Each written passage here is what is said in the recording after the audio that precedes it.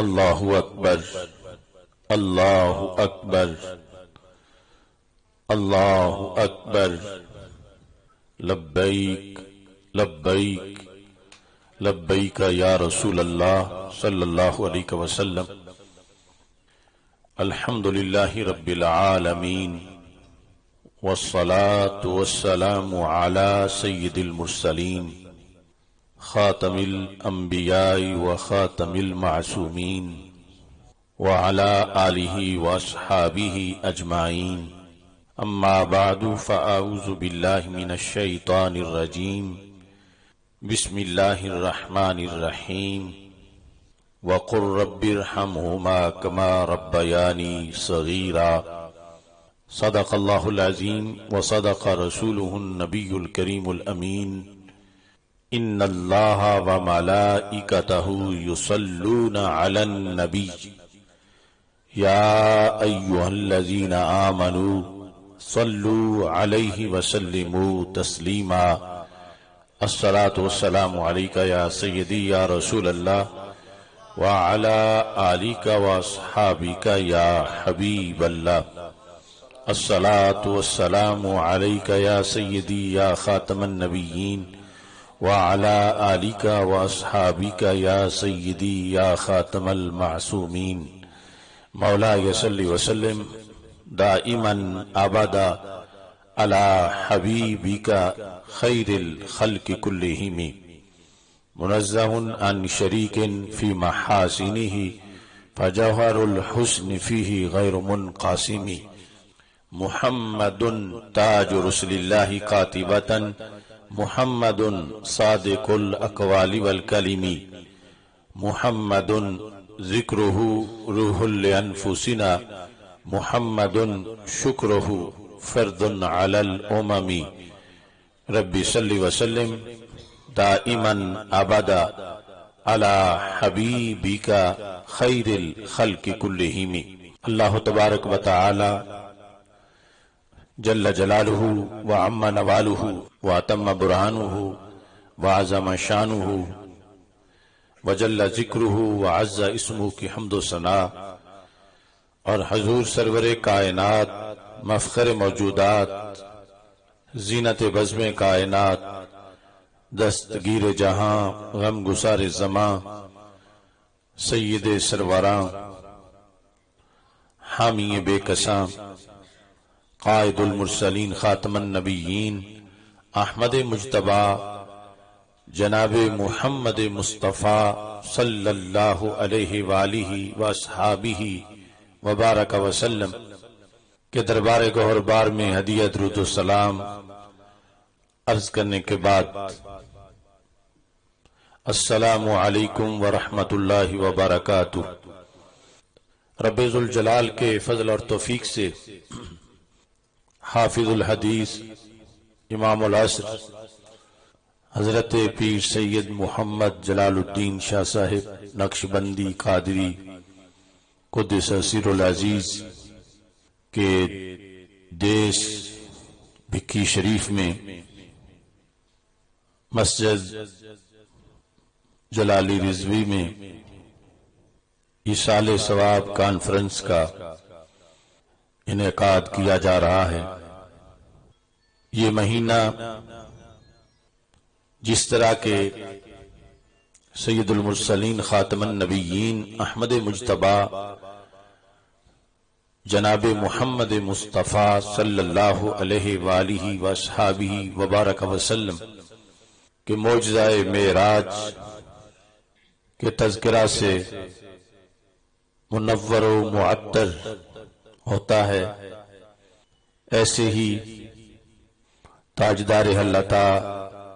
مشکل کشا شیر خدا حضرت سیدنا علی المرتضی رضی اللہ تعالی عنہ، حضرت سیدنا امیر معاویہ رضی اللہ تعالی عنہ، حضرت سیدنا امام جعفر صادق رضی اللہ تعالی عنہ، حضرت خواجہ معین الدین چشتی اجمیری رحمہ اللہ تعالی اور دیگر نفوس قدسیہ کہ تذکرہ اور ایصال ثواب کا یہ مہینہ ہے۔ اللہ ان تمام نفوس قدسیہ کے درجات کو مزید بلند فرمائے اور خالق کائنات جل جلالہ معجزہ معراج کے صدقے اس امت کو عروج عطا فرمائے، اور دنیا میں جہاں کہیں امت مسلمہ مظلوم و مجبور ہے، رب ذوالجلال اس معجزہ کی برکت سے امت کو ایک نئی اٹھان عطا فرمائے۔ آج کی یہ کانفرنس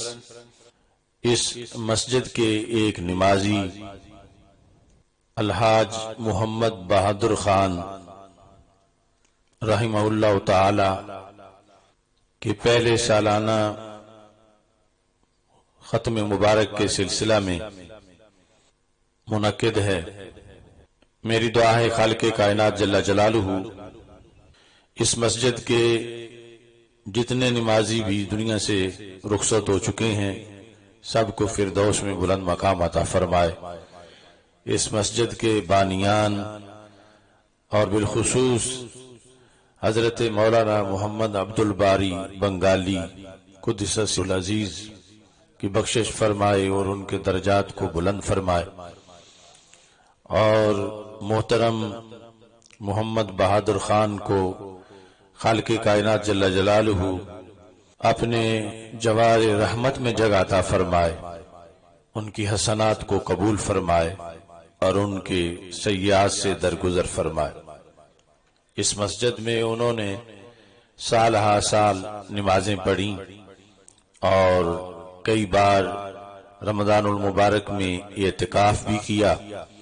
اللہ تعالی ہم سب کی گواہی ان کے ایمان پر قبول فرمائے اور ہم سب کی دعا ان کے حق میں قبول فرمائے۔ قبلہ والد گرامی رونق افروز ہیں، ان کے زیر سایہ آج کا یہ اجتماع انعقاد پذیر ہے۔ برادر اکبر الحاج محمد آسن جلالی صاحب کی نگرانی میں اور دیگر ہمارے تحریک لبیک یا رسول اللہ صلی اللہ علیہ وسلم کے جو مقامی اراکین ہیں اور بالخصوص ضلع منڈی بہاؤالدین کے جو امیر ہیں چودھری نصر اللہ وڑائچ، سب کی کاوشوں سے اس کانفرنس کا انعقاد کیا جا رہا ہے۔ قرب و جوار سے دور دراز سے آپ حضرات جتنے بھی رونق افروز ہوئے، اللہ سب کو قدم قدم پہ لاکھوں ثواب عطا فرمائے۔ میں دیکھ رہا ہوں مجمع میں کافی علماء بھی تشریف فرما ہیں۔ خالق کائنات جل جلالہ سب کی صلاحیتوں میں برکتیں عطا فرمائے۔ اس سال ثواب کانفرنس کے موقع پر ایک نہایت ضروری سبق آپ کے سامنے پیش کرنا چاہتا ہوں۔ ہم سب کی عملی زندگی میں روزانہ جس چیز کی ہمیں ضرورت ہے اور جس کے لحاظ سے ہمارا دونوں جہانوں میں فائدہ ہے، آپ نے جو دن کے ٹائم یہ اس محفل کے لیے وقت نکالا، تو اگر آپ توجہ سے سنیں گے اور سن کے پھر عمل کریں گے تو یقیناً یہ چند گھڑیاں قیامت کے دن بہت بڑے نیک عمل کا باعث بن سکتی ہیں۔ اللہ تعالی ہم سب کو دونوں جہاں میں کامیابی عطا فرمائے۔ قرآن مجید برہان رشید میں رب ذوالجلال نے اپنے حقوق کا جہاں تذکرہ کیا ہے، وہاں مخلوق کے جو حقوق ہیں ان کو بھی ذکر کیا ہے، اور حقوق العباد میں والدین کے جو حقوق ہیں سر فہرست نبی اکرم نور مجسم شفیع معظم صلی اللہ علیہ وسلم اور دیگر مقربین کے حقوق کے بعد والدین کے حقوق کی ادائیگی پر بڑا زور دیا گیا ہے۔ اس سلسلہ میں چند احادیث آپ کے سامنے پیش کرنا چاہتا ہوں تاکہ اولادیں اپنے والدین کے حقوق کو ان کی زندگی میں بھی پیش نظر رکھیں اور بعد از وصال بھی ان کی زندگی کے یعنی ظاہری حیات کے گزر جانے کے بعد بھی جو حقوق ہیں ان کی ادائیگی کا اہتمام کریں۔ ان حقوق میں سے ایک بڑا حق ایصال ثواب ہے، جس طرح کہ محترم بہادر خان صاحب کی اولاد کی طرف سے آج یہ ایصال ثواب کا اہتمام کیا جا رہا ہے۔ زندگی کے اور بعد از وصال کے جو جمیع حقوق ہیں، اگرچہ اس لحاظ سے ہم نے کافی کانفرنسیں یہاں منعقد کی ہیں، اپنی والدہ محترمہ کے ختم چہلم شریف کے موقع پر، کول شریف کے موقع پر، اور جو سالانہ کانفرنسیں ہیں مختلف مضامین اس سلسلہ میں بیان ہوتے رہتے ہیں۔ آج بھی نہایت اہم سبق ہے جسے سب نے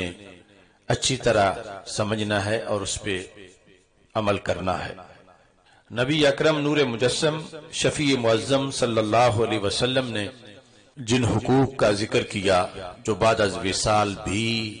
باقی رہتے ہیں، فرمایا الصلاۃ علیہما والاستغفار لہما، کہ والدین کی نماز جنازہ میں جب وہ وقت آئے شرکت کرنا یہ اولاد پر اللہ کی طرف سے لازم کیا گیا ایک حق ہے، اور ہمیشہ ان کے لیے استغفار کرتے رہنا۔ جنازہ تو ایک بار ہوتا ہے، لیکن استغفار والدین کے لیے وہ ایک بندہ سال کے ہر مہینے کے ہر ہفتے کے ہر دن کی ہر گھڑی میں، یعنی جو بھی دعا کے اوقات ہیں ان میں حکم ہے کہ وہ یاد رکھے والدین کو اور ان کے لیے دعا مانگتا رہے۔ اس کے پھر بڑے ثمرات بیان کیے گئے اور اس کے بڑے فوائد بیان کیے گئے۔ سب سے بڑا فائدہ تو یہ ہے کہ اللہ تعالی راضی ہو جاتا ہے، اور پھر اس کے ساتھ دیگر فوائد بھی کہ نبی اکرم صلی اللہ علیہ وسلم خوش ہوتے ہیں کہ میرے حکم پر میری امت میں یہ کام رائج ہوا۔ تو رسول پاک صلی اللہ علیہ وسلم نے بعد از وصال کے حقوق میں یہ بھی بیان فرمایا اکرام و صدیقہما، کہ والدین کے جو تعلق والے ہیں، دوست ہیں، والدہ کی جو سہیلیاں ہیں، والد کے جو دوست ہیں، ان کی عزت کرنا اور ان کا احترام بجا لانا، یہ بھی وہ حق ہے جو بعد از وصال باقی رہتا ہے، اور جس کی وجہ سے قبر والے خوش ہوتے ہیں اور اللہ تعالیٰ بھی خوش ہوتا ہے کہ جانے والے کے تعلق والوں کا بھی جانے والے کی اولاد احترام کر رہی ہے اور اچھے طریقے سے پیش آ رہی ہے۔ انفاذ و وعدہما، ان کا کیا ہوا وعدہ نبھانا، یہ بھی اولاد پر حق ہے والدین کا کہ اس وعدے کے یہ وارث بنے اور اس وعدے کو مکمل کرنے کے لحاظ سے اپنی پوری کوشش کریں۔ ایسے ہی ہمارے آقا صلی اللہ علیہ وسلم نے فرمایا صلۃ الرحم التی لا توصل الا بہما، والدین کی وجہ سے جو رشتہ داری ہے اس رشتہ داری کو برقرار رکھنا، صلہ رحمی کرنا اور اس میں انقطاع نہ آنے دینا، اسے معطل نہ ہونے دینا، یہ بھی حق ہے والدین کا کہ اولاد بعد میں اس کا خصوصی طور پر اہتمام کرے۔ رسول اکرم نور مجسم شفیع معظم صلی اللہ علیہ وسلم نے اس سلسلہ کے اندر یہ ارشاد فرمایا کہ اذا ترک العبد الدعاء للوالدین فإنه ينقطع عنه الرزق، ہر بندہ یہ چاہتا ہے کہ اس کے رزق میں اضافہ ہو، یا جتنا ہے وہ تو بند نہ ہو، اور اکثر لوگ پھر دم درود کے لیے بھی کوشش کرتے ہیں، بزرگ شخصیات سے رابطہ کرتے ہیں کہ میرا رزق بند ہو گیا ہے، بندش ہے، یہ ہے وہ ہے، اس طرح کی پریشانیوں کا تذکرہ کرتے ہیں، اور پھر اسی کے اندر ہی کچھ جاہل عاملوں کے ہتھے بھی چڑھ جاتے ہیں، اور آگے پھر مزید جو غیر شرعی کام ہیں وہ شروع کر دیتے ہیں۔ اصل میں ایک انسان کو ایسی صورتحال میں اپنا جائزہ لینا چاہیے کہ اس کے کاموں میں کون سا ایسا کام ہے کہ جس کے بارے میں صدیوں پہلے ہمارے رسول صلی اللہ علیہ وسلم فرما چکے ہیں کہ جب وہ کام کوئی بندہ کرے تو اس کا رزق بند ہو جاتا ہے۔ تو ہمیں سب سے پہلے تو اپنے رسول صلی اللہ علیہ وسلم کے بتائے ہوئے احکام کی روشنی میں اپنا جائزہ لے کر اپنے لیے آسانی تلاش کرنی چاہیے اور ہر رکاوٹ دور کرنی چاہیے۔ تو یہ حدیث شریف جو امام طبرانی نے روایت کی ہے، اور ایسے ہی اس حدیث شریف کو مسند فردوس میں بھی ذکر کیا گیا ہے۔ حضرت انس بن مالک رضی اللہ تعالیٰ عنہ رسول پاک صلی اللہ علیہ وسلم کے عظیم صحابی اس کو روایت کرتے ہیں، فرمایا جس وقت کوئی بندہ اپنے والدین کے لیے دعا مانگنا چھوڑ دے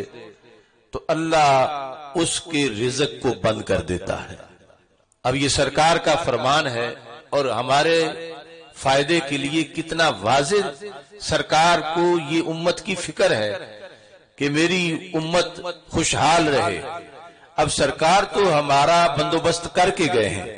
اگر ہم یہ حدیث سنتے ہی نہیں یا ہمارے علماء ہمیں سناتے ہی نہیں یا ہم سن کے پھر اس کو بھول جاتے ہیں یا اس پہ عمل نہیں کرتے تو ہمارے آقا صلی اللہ علیہ وسلم نے تو ہمارے مسائل حل کرنے میں کوئی کسر نہیں چھوڑی۔ سرکار تو مطلع کر کے گئے کہ جس وقت تمہیں ایسی صورتحال کا سامنا ہو تو تمہیں یہ دیکھنا چاہیے کہ کیا تم دعا مانگ رہے ہو اپنے والدین کے لیے یا دعا تم نے ترک کر دی ہے۔ اور اس میں ضروری نہیں کہ ان کا وصال ہو چکا ہو تو پھر ہی دعا کی جا سکتی ہے، وہ زندہ ہوں والدین پھر بھی دعا کی جائے، بعد از وصال بھی دعا کی جائے۔ زندگی میں زندگی کے لحاظ سے دعاؤں کی ضرورت ہے، اور گناہوں کی بخشش کی تو ہر وقت ہی دعا کی جا سکتی ہے، خواہ زندگی ہو ظاہری حیات کی یا بعد از وصال کی صورتحال ہو۔ تو ہمیں اپنے احوال کو دیکھتے ہوئے جب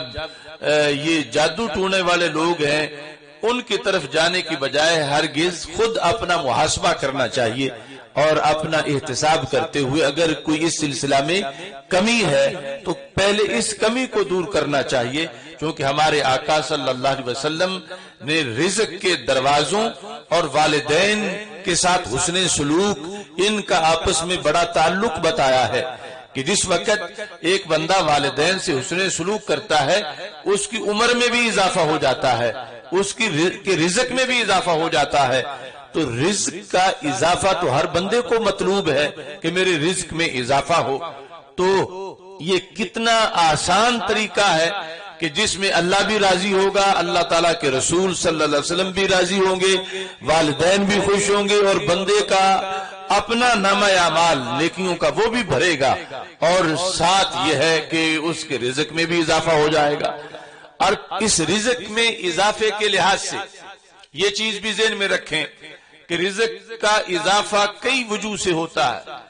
ایک یہ ہوتا ہے کہ رزق حصی طور پر گننے میں یا دیکھنے میں بڑھ جاتا ہے کہ اس کی رقم، پیسے، مال میں ظاہری طور پر اضافہ ہو جاتا ہے۔ دوسرا رزق میں اضافہ یہ ہے کہ رزق جتنا بھی ہو اس میں برکت آ جاتی ہے، یعنی جہاں دوسرے لوگوں کا لاکھ کام کرتا ہے وہاں اس کا 1000 بھی کام کر جاتا ہے، یعنی اس وجہ سے بھی برکت آ سکتی ہے۔ کچھ لوگ صرف وہ گنتی کی برکت پر یقین رکھتے ہیں اور کہتے ہیں میں تو یہ کرتا ہوں اور پھر بھی رزق میں اضافہ نہیں ہوا۔ یعنی رزق میں اضافہ نحوست کے خاتمے سے بھی ہوتا ہے، نحوست کے ہٹ جانے سے بھی ہوتا ہے، مصیبتوں کے دفع ہو جانے سے بھی ہوتا ہے، مشکلات کے حل ہو جانے سے بھی ہوتا ہے۔ تو یہ کتنی بڑی چابی ہے ایک مومن کے پاس، اور یہ ہر کسی کے پاس نہیں۔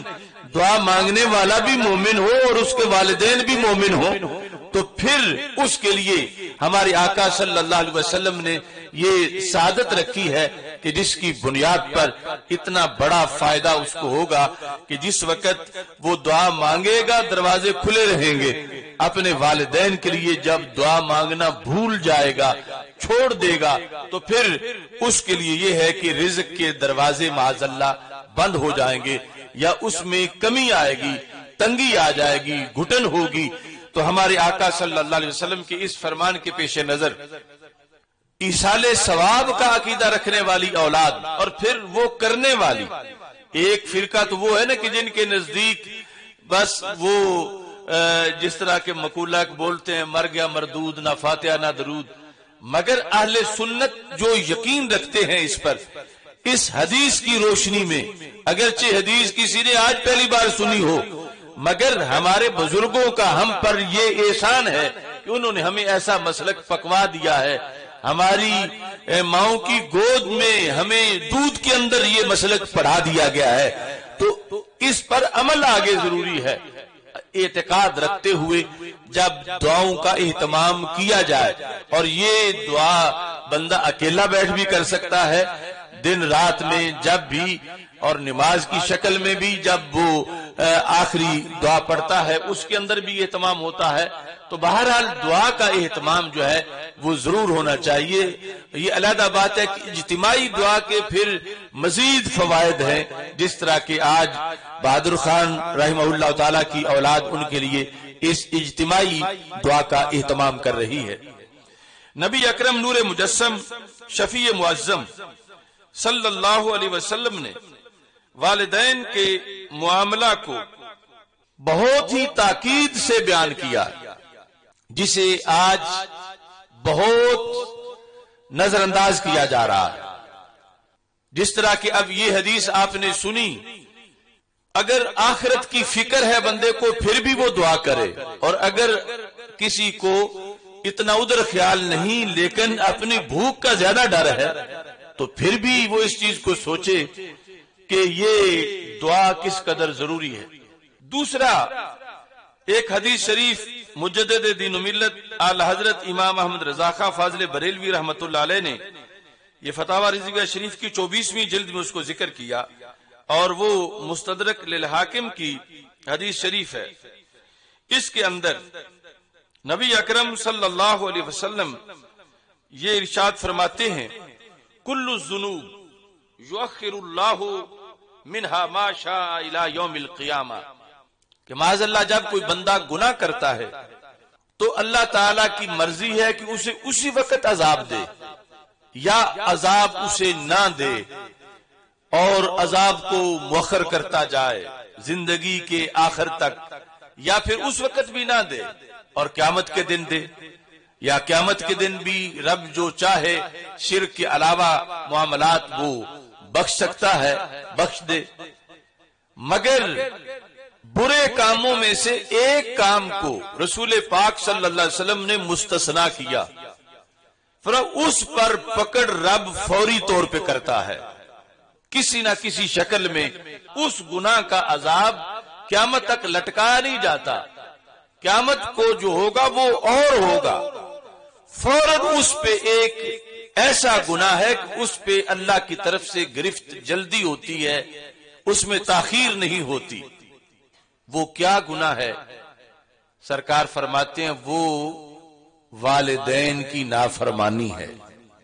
کہ والدین کی نافرمانی پر بندے کے مرنے سے پہلے پہلے مواخذہ ضرور ہوتا ہے، یعنی مرنے سے پہلے تک تو مؤخر ہو سکتا ہے اسی دن مواخذہ ہو جائے، اسی سال ہو جائے، لیکن یوں نہیں ہو سکتا کہ زندگی میں نہ ہو اور قیامت تک معاملہ چلا جائے۔ مرنے سے پہلے ضرور اس بندے کو جو اس نے اپنے والدین کی نافرمانی کی اس کا خمیازہ اسے بھگتنا پڑے گا، باقی سب مقامات پر باغ ڈھیلی چھوڑ دی جاتی ہے اور بندہ جو ہے وہ اسے احساس ہی نہیں ہوتا کہ میں نے کتنے جرم کیے، اور اسی طرح دنیا سے چلا جاتا ہے۔ مگر والدین کی نافرمانی والا جرم ایسا جرم ہے کہ اس کو سب سے جدا کر کے رسول اکرم صلی اللہ علیہ وسلم نے بیان کیا۔ آپ فرماتے ہیں کل الذنوب یؤخر اللہ منہا ما شاء الی یوم القیامہ، ہر گناہ، یعنی وہاں یہ بھی ضروری نہیں کہ ضرور مؤخر ہی کرے، یعنی وہاں پالیسی عام ہے، اللہ چاہے تو مؤخر کرے، چاہے تو مؤخر نہ کرے۔ وہاں یہ ہو سکتا ہے کہ مؤخر کر دے، مگر الا عقوق الوالدین، فرمایا سوائے اس جرم کے جو والدین کی نافرمانی کا جرم ہے۔ یہ کیسا ہے؟ فرمایا فإن اللہ یعجلہ لصاحبہ فی الحیات قبل الممات، کہ جب یہ جرم ہوتا ہے تو پھر رب ذوالجلال اس جرم کے لحاظ سے مرنے سے پہلے اس بندے کو عذاب دے دیتا ہے۔ یعنی دوسرے میں ہو سکتا ہے کہ مرنے سے پہلے دے یا قیامت تک مؤخر ہو جائے۔ اس صورتحال میں کہ جو بندہ والدین کی نافرمانی کر رہا ہے، اس سلسلے میں جو اللہ کی پکڑ ہے مرنے سے پہلے وہ ضرور آ کے رہے گی کسی نہ کسی صورت میں۔ اگر اس بندے نے اپنے والدین کو راضی نہیں کیا، اپنے والدین کی ناراضگی ختم نہیں کی، تو یہ سارے گناہوں میں سے اتنا بدترین گناہ ہے کہ رسول اکرم صلی اللہ علیہ وسلم نے فرمایا باقی کے بارے میں پکڑ تو رب چاہے تو اسی وقت کرے، زندگی ختم ہونے سے پہلے کرے یا قیامت کے دن مؤخر کر دے، یہ اس کی مرضی ہے۔ مگر اللہ نے اپنے حبیب علیہ السلام کو یہ بتا دیا ہے کہ یہ والدین کی نافرمانی والا جو جرم ہے، یہ گناہ موت سے پہلے اس پر اللہ عذاب دے گا اس بندے کو، تو اسے چاہیے کہ وہ جلدی اس ناراضگی کو ختم کرے یا پھر عذاب لینے کے لیے معاذ اللہ وہ تیار ہو جائے۔ اس سلسلہ میں پھر بندے کی آزمائش والدین کی زندگی کے لحاظ سے، ایک طرف تو وہ والدین کا پاس ہونا ایک سعادت اتنی بڑی ہے کہ یہ اپنے والدین کو پیار سے دیکھے تو اس کو مقبول حج کا ثواب ملے، اور یہ پھر وہی حج کا ثواب دن میں بار بار لے سکتا ہے کہ جس کے والدین زندہ ہوں۔ تو زندگی ان کی کتنی بڑی انسان کے لیے رحمت ہے۔ اور پھر وہ حدیث شریف کے ہمارے آقا صلی اللہ علیہ وسلم نے فرمایا کہ وہ بندہ کس قدر بد نصیب ہے کہ جو رمضان کا مہینہ تو پائے اپنے گناہ نہ بخشوا سکے، اور وہ کتنا بد نصیب ہے کہ جو والدین کو تو پائے، یعنی اپنے بڑے ہونے کی حالت میں والدین کا سایہ تو پائے مگر ان کی خدمت کر کے گناہ نہ بخشوا لے۔ تو پتہ چلا کہ والدین کا سایہ بھی انسان کی بہت بڑی خوش قسمتی ہے کہ ان کی خدمت سے گناہ بخشے جائیں گے۔ لیکن دوسری طرف آزمائش بھی ہے کہ انہی والدین کی نافرمانی جب کرے گا تو پھر ایسا جرم ہوگا کہ اس کا عذاب مرنے سے پہلے ضرور ملے گا اس بندے کو۔ اس بنیاد پر ہمارے آقا صلی اللہ علیہ وسلم نے یہ ارشاد فرما ہما جنتک و نارک، تیرے والدین تیری جنت بھی ہیں تیری دوزخ بھی ہیں۔ اگر والدین کے ساتھ تو نے حسن سلوک رکھا اور حسن سلوک کیا اور جو قرآن و سنت میں ان کے حقوق ہیں وہ بجا لایا تو مفت میں ہی تجھے گھر بیٹھے والدین بھی خوش ہوں گے، تجھے جنت بھی مل جائے گی، کہ گھر کے اندر ہی جنت کا بندوبست ہے، گھر کے اندر ہی جنت کا سامان ہے۔ اور دوسری طرف اگر تم نے قرآن و سنت کے جو احکام کی روشنی میں حقوق ہیں وہ ادا نہ کیے تو پھر وہی والدین معاذ اللہ انسان کی دوزخ کا باعث بن جائیں گے اور اس کے جہنم جانے کا سبب بن جائیں گے۔ تو انسان کی زندگی کے اندر یہ جو ہمارے لیے ہدایات ہیں، آج ہم حکومت کی طرف سے دی ہوئی ہدایات کی طرف متوجہ ہوتے ہیں کہ اتنی تاریخ تک یہ کر لو ورنہ یہ ہو جائے گا، تو سارے بڑے فکر مند ہوتے ہیں۔ تو جو ہدایات ہمیں ہمارے رسول صلی اللہ علیہ وسلم دے کے گئے ہیں اور ہماری ہی بہتری کے لیے ہیں، تو اور ہمیں آج وقت ہے، کل نہیں ہوگا، آج لے ان کی پناہ، آج مدد مانگ ان سے، کل نہ مانیں گے قیامت کو اگر مان گیا۔ جب دروازہ بند ہو گیا تو پھر تو بڑا مشکل ہو جائے گا۔ اس واسطے یہ دو حدیثیں جو بلکہ تین میں نے آغاز میں بیان کی، ان کو پیش نظر رکھ کے اگلی گفتگو کو بھی آپ نے سننا ہے، اور یہ صرف ایک وقت پاس کرنے کے لیے نہیں کہ ایک جلسہ ہے تو اس میں کچھ نہ کچھ بیان ہو جائے تاکہ سب مل کے بیٹھے رہیں، وہ بیٹھنے کی نیت کا ثواب علیحدہ ہے،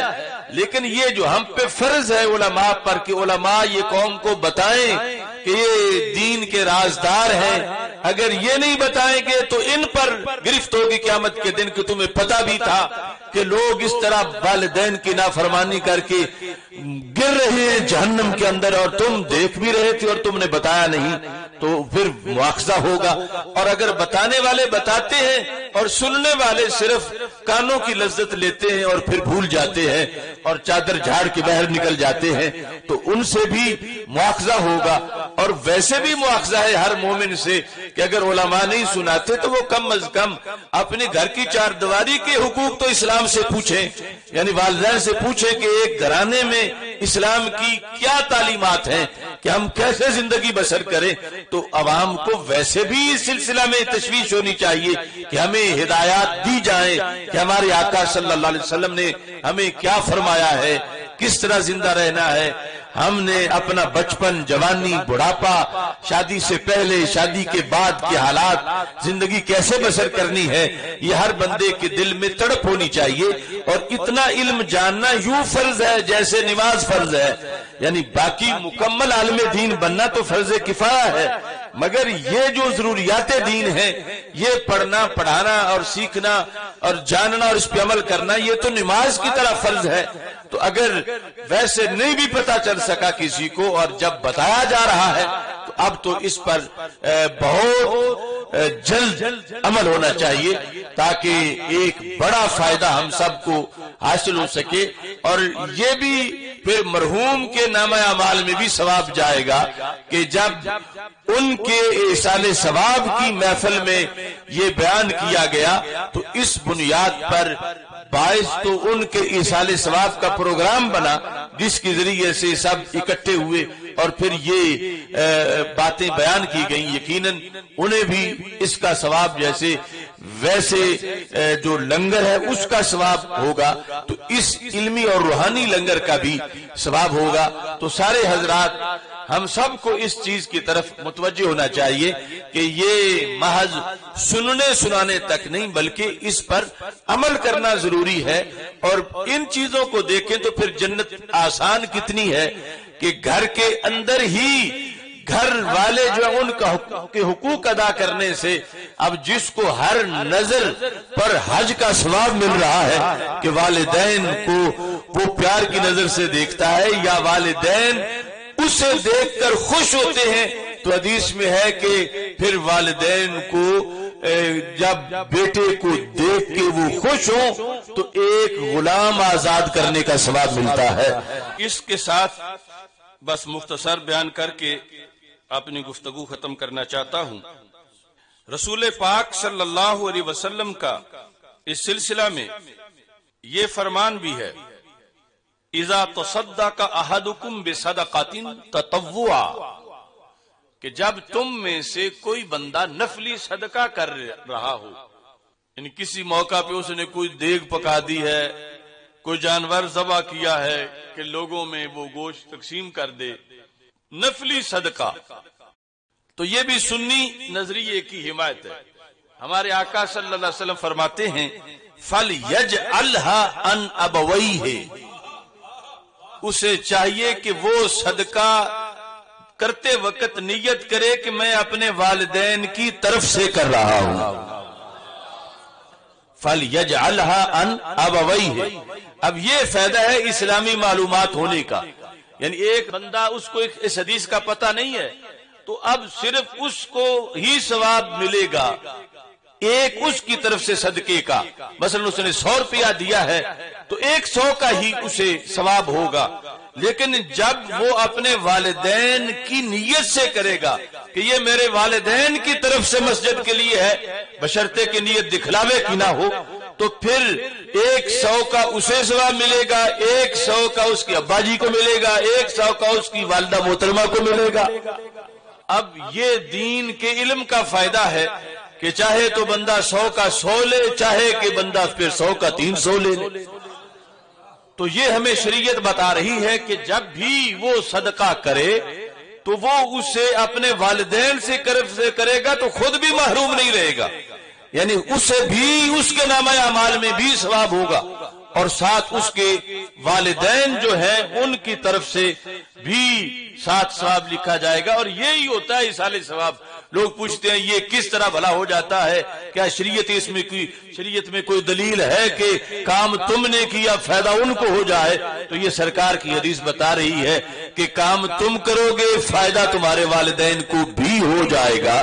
بلکہ حکم دیا کہ ان کی طرف سے کرو۔ جب تم صدقہ کرو، اذا تصدق احدکم بصدقۃ تطوعا، جو واجب فرض ہے وہ تو ویسے بندے پہ خود واجب فرض ہے، لیکن جو نفلی ہے فرمایا فلیجعلھا ابویہ، وہ صدقہ اپنے والدین کی طرف سے کرے۔ یہ طرف سے کرنا معاشرے میں سنی ہونا کہلاتا ہے۔ فَاجْعَلْهَا عَنْ أَبَوَيْهِ فَيَكُونُ لَهُمَا أَجْرُهَا، جو صدقہ کیا اس کا ثواب دونوں کے لیے ہوگا، والدین کے لیے۔ تو خود کہا گیا، سرکار فرماتے ہیں وَلَا يَنْقُصُ مِنْ أَجْرِهِ شَيْئًا، اس کے اجر سے ذرہ بھر بھی کم نہیں ہوگا، یعنی جتنا اسے ملے گا وہ تو ایک ذرہ بھی کم نہیں ہوگا۔ شیء یعنی شے کے لحاظ سے تمیز کی بنیاد پہ منسوب ہے، اور ادھر دوسری طرف جو ہے وہ پورے کا پورا والدین کو بھی مل جائے گا۔ تو یہ کتنا بندہ اپنے آپ سے ناراض ہے جو ایسی نیت نہیں کرتا، کہ کون نہیں چاہتا کہ اس کے والدین کو فائدہ ہو اور اسے بھی فائدہ ہو اور کمی اتنی بھی نہ ہو۔ تو پھر یہ تب ہی ہو سکتا ہے جب وہ بندہ مسلک میں سنی ہو، تو پھر اہل سنت ہونے کے لحاظ سے وہ اپنا بھی بھلا سوچ رہا ہے، اپنے والدین کا بھی، کہ جس وقت وہ ان کی طرف سے کر رہا ہے۔ اور یہ طبرانی معجم اوسط میں رسول پاک صلی اللہ علیہ وسلم کا فرمان ہے، اس کے اندر نبی اکرم صلی اللہ علیہ وسلم نے جو حکم دیا ہے اس پر عمل اہل سنت ہی کر سکتے ہیں۔ باقی تو جس طرح مشہور ہے مر گیا مردود، نہ فاتحہ نہ درود، کہ کوئی ہو ہی نہیں سکتا، کچھ فائدہ ہی نہیں ہے، کوئی پہنچ نہیں سکتا، دوسرے کے عمل کا کسی کو کیا فائدہ ہو سکتا ہے۔ لیکن ہمارے آقا صلی اللہ علیہ وسلم نے جو فرمایا ہے اس میں واضح کر دیا ہے کہ یقین رکھو کہ فائدہ پہنچے گا ان کی قبروں کے اندر، اور تمہیں جو رب نے دینا ہے اس میں بھی کسی طرح کی کوئی کمی واقع نہیں ہوگی۔ تو یہ حدیث بھی ذہن میں رکھنی ہے، اور اس لحاظ سے بھی والدین کا جو حسن سلوک ہے اس کو پیش نظر رکھنا ہے کہ جب بھی نفلی صدقہ کریں، نفلی صدقہ میں کرتے وقت اپنے والدین کی نیت سے کریں، ان کی طرف سے کریں، خواہ وہ زندہ ہے خواہ وہ دنیا سے چلے گئے ہیں، دونوں صورتوں میں یہ ہوگا کہ انہیں بھی پورا ثواب مل جائے گا اور تمہیں بھی پورا ثواب مل جائے گا۔ نبی اکرم نور مجسم شفیع معظم صلی اللہ علیہ وسلم نے اس سلسلہ میں یہ بھی ارشاد فرمایا ہے، من زار قبر ابویہ او احدہما فی کل یوم جمعہ مرتن غفر اللہ لہ وکتب برا، کہ جس بندے نے اپنے والدین کی قبر کی زیارت کی ہر جمعے کو ایک بار، زارا قبر ابویہ والدین کی، اگر اس کے والدین دونوں جا چکے ہیں یعنی زندہ ہیں تو پھر دیکھنے سے حج کا ثواب مل رہا ہے، جا چکے ہیں دونوں، فرمایا او احدہما، یا دونوں میں سے ایک ان کی قبر کی جب کوئی بچہ جمعے کے دن زیارت کرتا ہے غفر اللہ لہ، اس زیارت کرنے والے کے گناہ رب بخش دیتا ہے۔ اب یہاں سے یہ بھی دیکھنا چاہیے، لوگ کہتے ہیں قبروں والے دیتے کچھ نہیں، اور یہ قبر کی زیارت کی وجہ سے گناہ جھڑ رہے ہیں، اور گناہوں کا بوجھ ہلکا ہونا یہ کتنا بڑا فائدہ ہے۔ اور یہ جو فائدہ حاصل ہوا ہے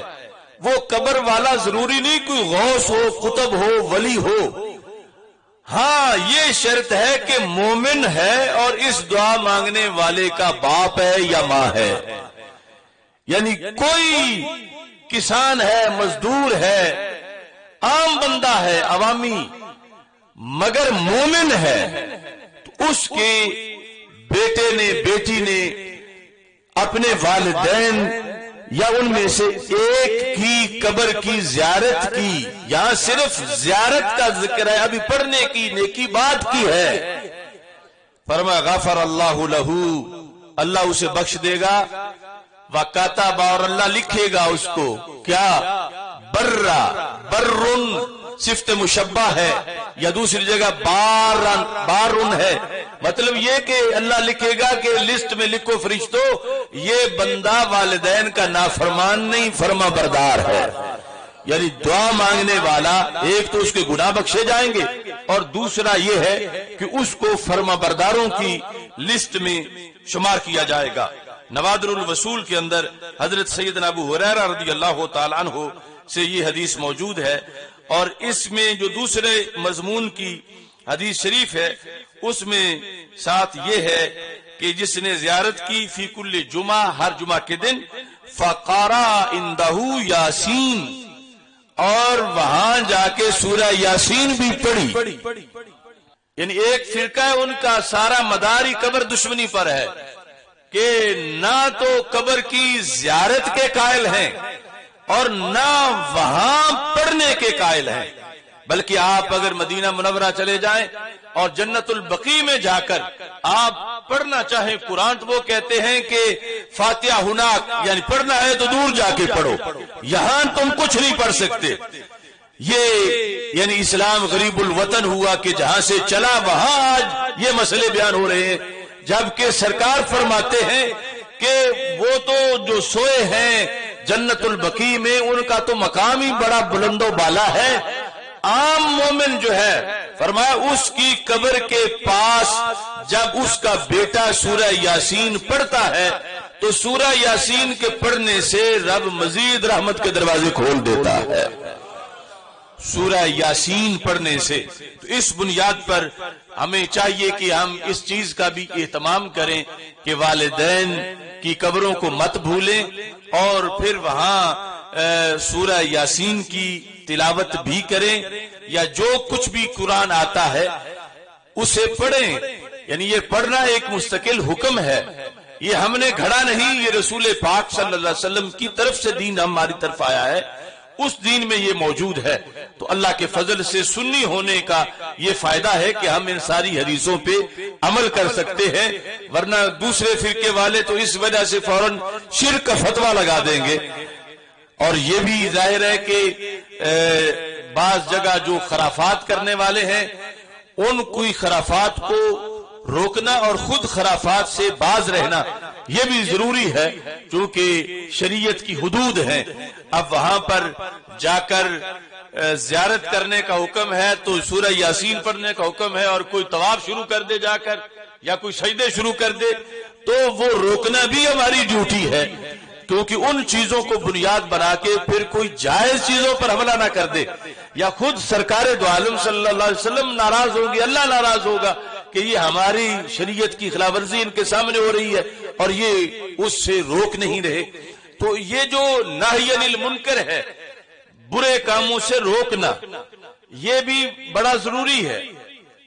اس پر اگرچہ قیمت بڑی لگتی ہے، مگر اس پر اگر بندہ چپ کر جائے کہ جو کوئی کرتا پھرے، پنجابی میں جو کہتے جتھے کوئی لگا لگا ران دے، تو کچھ ایسے مواقع بھی ہوتے ہیں کہ جب نہ بولے تو جتنا ان کو عذاب ہوتا ہے اتنا نہ بولنے والے کو بھی ہوتا ہے۔ یعنی ایک تو وہ برا کام کر رہا ہے، دوسرا کر نہیں رہا، صرف خاموش ہو کے دیکھ رہا ہے اور بول نہیں رہا، تو اس پر وعید سخت ہو جاتی ہے۔ تو یہی وجہ تھی ہمارے بولنے کی کہ ہم معاشرے میں جب بھی کوئی ایسا دیکھتے ہیں، اگرچہ ہم کمزور بڑے ہیں مگر اللہ کا فضل ہے کہ ہم بول پڑتے ہیں، فوراً روکتے ہیں۔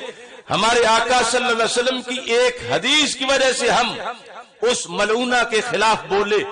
جس ملعونہ نے بک بک کی تھی سیدنا صدیق اکبر رضی اللہ تعالیٰ عنہ کے خلاف۔ ایک چینل پر سیفی علی نامی ایک خاتون نے، جبکہ بڑے بڑے پیر، بڑے بڑے مفتی سب خاموش تھے اور اب تک ہیں، اور ہم تو اس سلسلہ میں اللہ کے فضل سے 4 مہینے کی سعادت بھی حاصل کر رہے ہیں،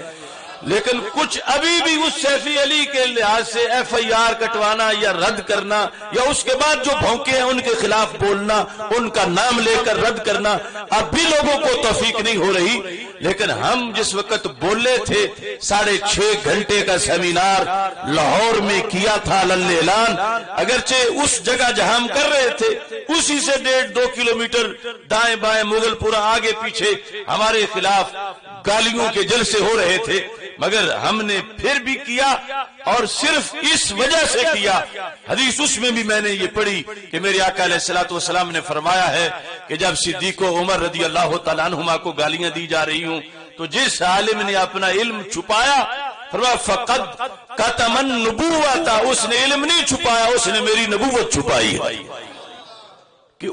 اس سے پوچھا جا رہا ہے کہ محمد صلی اللہ علیہ وسلم نبی ہے اللہ کے، اور وہ آگے چپ کر کے بیٹھا ہے، بولتے ہی نہیں کہ نبی ہے۔ پھر یوں چپ کرنا ہوگا کہ گویا کہ وہ میری نبوت کو چھپا رہا ہے۔ تو اللہ کا فضل ہے، یہ دنیا کی مصیبتیں، سختیاں، یہ ایک عارضی چیز ہے، آنی جانی چیز ہے۔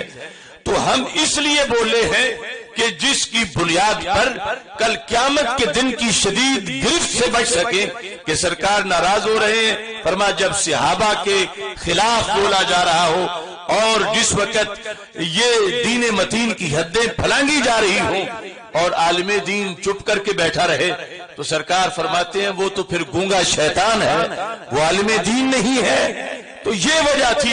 ہم نے مسئلہ معصومیت میں آواز بلند کی کہ رسول اکرم صلی اللہ علیہ وسلم کی ختم نبوت پہ حملہ کیا جا رہا تھا۔ ایک فرقے کی طرف سے سیدہ فاطمہ رضی اللہ تعالی عنہا کو من وجہ نبی کہہ کر